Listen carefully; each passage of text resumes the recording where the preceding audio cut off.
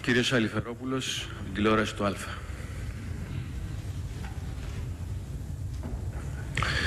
Θα σας πάω σε ένα εξειδικευμένο θέμα, κύριε Πρόεδρε, με ζωηρό πλέον το ενδεχόμενο η 18η του μηνός να σας βρει πρωθυπουργό.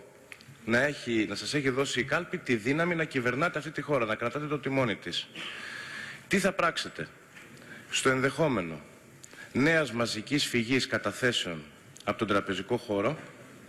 Τι μέτρα θα πάρετε για να εμποδίσετε ένα τέτοιο ενδεχόμενο, αλλά και τι θα κάνετε, κύριε Πρόεδρε, για να πείσετε όλους εκείνους που έβγαλαν όλο αυτό το διάστημα τις καταθέσεις τους έξω να τις φέρουν πάλι πίσω? Ευχαριστώ. Κύριε Αλιφερόπουλε, πρέπει να γνωρίζετε ότι ιδίως στην οικονομία το πιο σημαντικό πράγμα είναι η ψυχολογία. Η ψυχολογία της σταθερότητας και της ασφάλειας και της ανάκαμψης είναι το πιο σημαντικό, το οποίο θα επιδιώξουμε από την επόμενη των εκλογών. Θα ήθελα λοιπόν να σας πω ότι διακρίνω μια απίστευτη ωριμότητα του ελληνικού λαού. Μια ωριμότητα που φαίνεται στον τρόπο με τον οποίο κινούνται οι μικροί καταθέτες, που παρά την επαναλαμβανόμενη κινδυνολογία από τα πιο επίσημα χείλη, σας θυμίζω ποιοι ήταν αυτοί που εδώ και 2 χρόνια αναπαράγουν αυτό το φόβο για τη δραχμή, για την κατάρρευση της οικονομίας. Ποιοι είναι? Οι υπουργοί των κυβερνήσεών μας ήταν. Ξεκίνησε από την Επίτροπο, την Ελληνίδα, αυτή η συζήτηση. Συνεχίστηκε από τους υπουργούς των οικονομικών. Ο κ. Παπακοσταντίνου, υπουργός, έλεγε ότι είμαστε τιτανικός και βουλιάζουμε. Αναπαρήχθηκε, συνέχιζε να αναπαράγεται από τους πρωθυπουργούς, τώρα από τον κύριο Σαμαρά, ο οποίος μάλιστα υποστέλει στα διαφημιστικά του σποτάκια και την ελληνική σημαία. Φανταστείτε να το είχαμε κάνει εμείς αυτό, τι θα ακούγαμε. Λοιπόν, κύριε Αλιφερόπουλε, εμείς με ρωτάτε τι θα κάνουμε για να αντιστρέψουμε αυτό το κλίμα. 2 πράγματα θα κάνουμε. Το πρώτο είναι να προχωρήσουμε με ταχύτητα τη διαδικασία ανακεφαλαιοποίησης των τραπεζών με κοινές μετοχές με τα δικαιώματος ψήφου.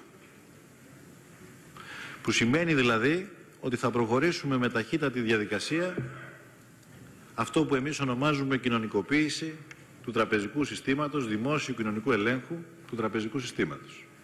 Για να αισθάνεται ασφαλής ο κάθε Έλληνας καταθέτης, έχοντας την εγγύηση ενός ολόκληρου κράτους και όχι μιας ιδιωτικής επιχείρησης. Το δεύτερο, θα διεκδικήσουμε σε ευρωπαϊκό επίπεδο να αποκατασταθεί αυτό το κλίμα της ασφάλειας. Ξέρετε πόσο απλό μπορεί να είναι αυτό? Με μια συμβολή μιας παραγράφου σε μια κοινή απόφαση σε μια σύνοδο κορυφής. Ότι το ευρωπαϊκό σύστημα, η Ευρωπαϊκή Κεντρική Τράπεζα εγγυάται τις καταθέσεις. Θα το διεκδικήσουμε αυτό.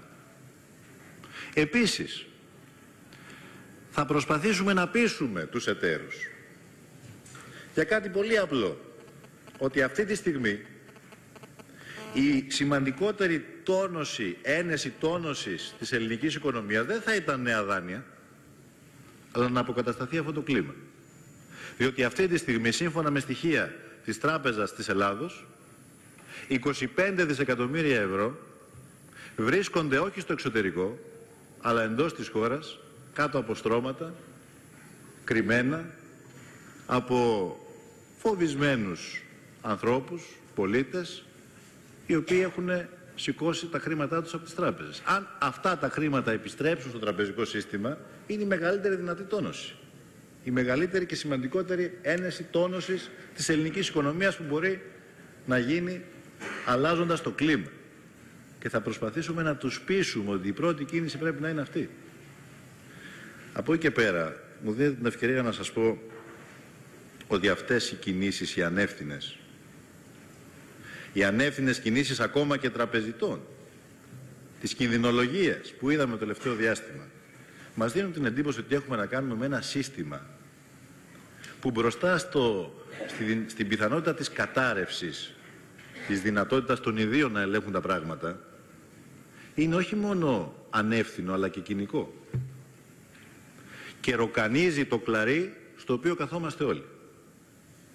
Πιστεύουμε όμως ότι άμα τη ανάληψη των καθηκόντων μιας κυβέρνησης της αριστεράς θα περιοριστούν αυτά τα φαινόμενα, γιατί απλά θα καταλάβουν ότι έχασαν τη μάχη.